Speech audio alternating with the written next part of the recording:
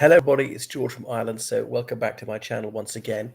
Just commenting on the Russo-Ukrainian war. It's now been going on for 20 months, and I think it's almost universally agreed that it's still got quite a long way to go, at least a year.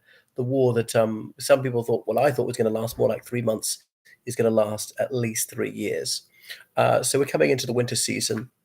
And it begs the question, what is Russia's strategy now? They thought a blitzkrieg would do it in February 2022, and that proved to be an absolutely ignominious failure for them. They boasted that they would take Kiev within 2 days. 20 months later, they're nowhere even near. They're not in northern Ukraine at all. And there's really no indication they'll attack via Belarus again. They're obviously defending in the illegally occupied region. They've got Zaporizhia in southern Ukraine, a little bit defending around Bakhmut, and trying to hang on to Crimea. But what is their strategy? How are they going to win?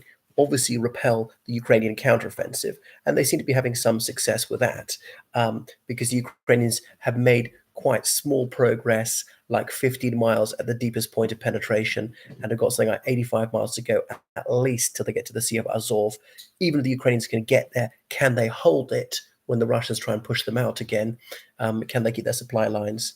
Uh, so how are they going to win? Because they've got to rebuild their forces for major attacks. They've announced a 70% increase in their defense budget for the forthcoming year, the Ruskies. So that indicates that they're going to have to produce a lot more, partly to replace the something like 2,000 tanks they've had destroyed, perhaps a similar number damaged, a couple of hundred captured.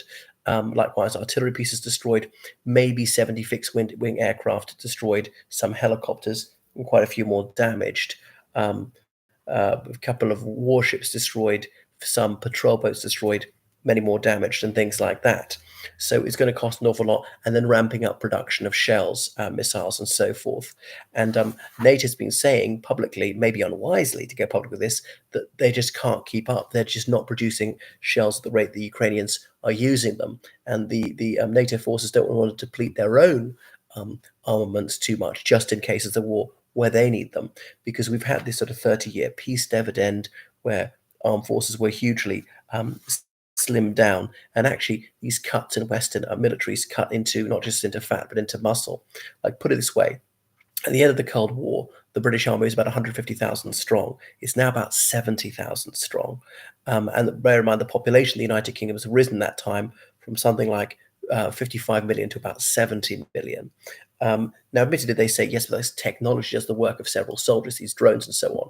And that's true up to the point. But military friends tell me, yes, but you still have to have boots on the ground, the things that only humans can do, and a human needs to control that, and so forth.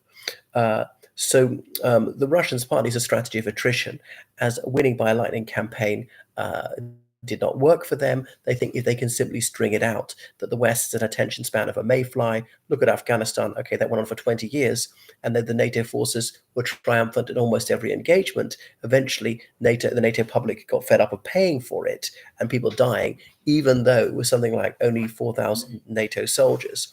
And out of a combined population of 800 million people in NATO countries, 4,000 deaths over 20 years is not high. I hope that doesn't come across as callous. I know that each soldier is irreplaceable for his or her family. Maybe not just soldier, marine, aviator, whoever. Anyway, so I think if they can just make it last, that the West will eventually go weary of paying the cost and pull out. Bear in mind, NATO's not actually fighting. There are no NATO soldiers are there. It's true that some NATO civilians, often former military personnel, have volunteered for the International Legion for the Territorial Defense of Ukraine.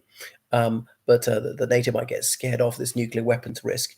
In a way, trying to ignore the Ukrainians, call it the Kiev regime. That's what Moscow is doing to delegitimize Ukraine. Much of this is a psychological operation, denying that Ukraine is a nation, saying that any Ukrainian who doesn't want to be ruled by Putin's Nazi regime is in fact a Nazi. I mean, the Ukrainian nationalists of all stripes, some left-wing, some right-wing, some centrist.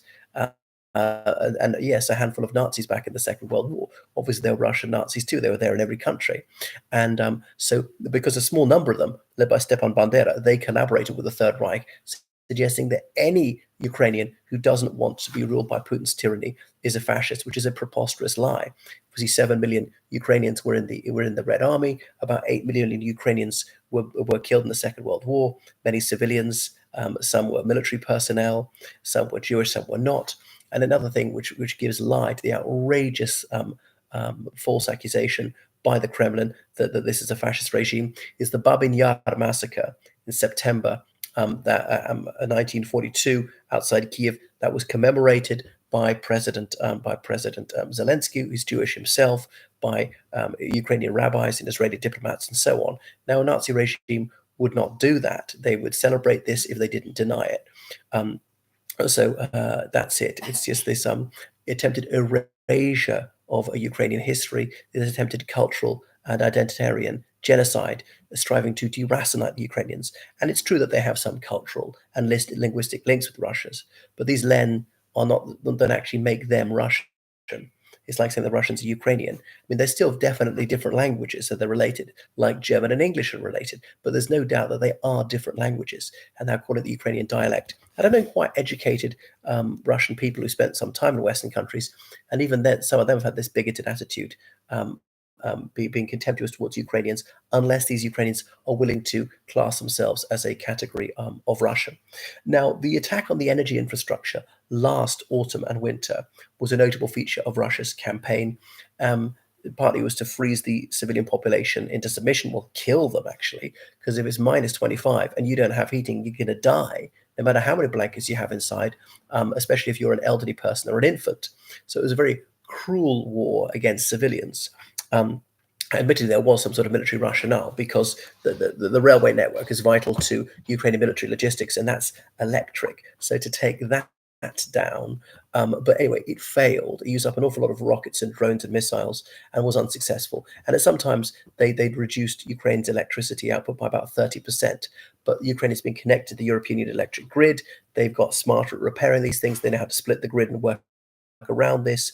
They've got more generators and battery packs, so if they could do so this winter, it'd be much less effective. This time last year, Russia had already begun its concerted campaign against the electric grid. Early October, the weather wasn't that cold, but they wanted to have it destroyed by the time the really cold weather came in November. But anyway, it failed. There's no indication to say it would work this time. The fact they haven't even started this time is indicative that they're not going to try. They run short on these missiles, drones, rockets, and so forth. So suggest they will actually save those for military targets rather than doing what they were doing previously. Okay, so one thing is to sow division in Western countries with their disinformation campaign and win people over, but they have had some success with the election of Robert Fico. He's going to be Prime Minister of Slovakia, who's fairly sympathetic to their position. Okay, so what was I going to say? There are other things I should point out about what you should do if you want to subscribe to me and get great content behind the Patreon paywall. So my little spiel that I've got to tell you. So thank you, as always, for watching my channel. If you'd like a sample more of my content, or better yet, actively support my work, please go to my website, georgefromireland.com, and my Patreon page at patreon.com/georgefromireland. My website contains all of my newest videos and writings, as well as a podcast of audio versions of my videos. On Patreon, you can find over 1,400 of my best quality articles from as far back as 2010, as well as a subscriber-only 3,000 plus episode podcast feed of all my YouTube videos from across 3 channels: Reflections, English Law, and British Poetry. Patreon also includes content not available on any of my channels or website, so treat yourself to the full experience of my content on Patreon for as little as £2 a month. You can support my work by donating to georgecallahan79@gmail.com on PayPal. Thank you very much for your continued loyalty and viewership. Until next time, goodbye. Please, may I have toast?